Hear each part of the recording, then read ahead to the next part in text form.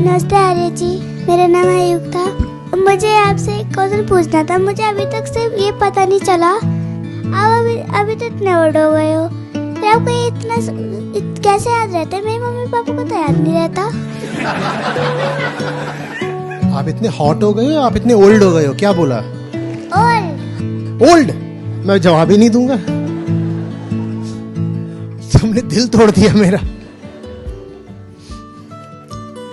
बेटा मुझे कुछ याद नहीं रहता, कुछ याद नहीं रहता, इसीलिए इतना कुछ आपको कह पाता हूं, क्योंकि कुछ याद नहीं रहता। याद से थोड़ी बोलते हैं। आप पढ़ाई करते हो ना, आप भी समझना, रटना नहीं। क्या करना है? समझना है। बात समझ में आ गई तो सब समस्याएं सुलझ जाएंगी। और रटोगे तो 2-4 तरीके के सवालों के उत्तर रट लोगे, है ना?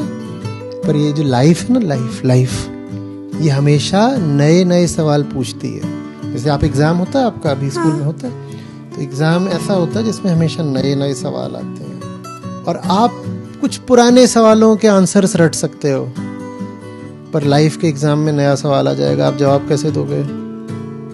आप अभी जो बोल रहे हो ना, मैं उसको समझने के लिए मौजूद हूं। मैं इस वक्त ये नहीं सोच रहा कि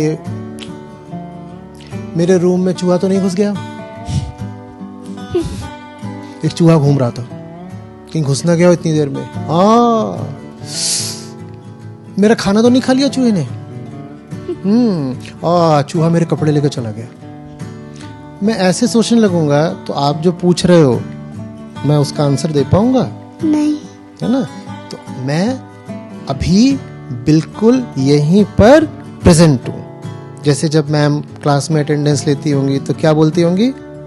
आपका नाम बुलाया युक्ता, तो क्या बोलते हो? Present ma'am. Present ma'am.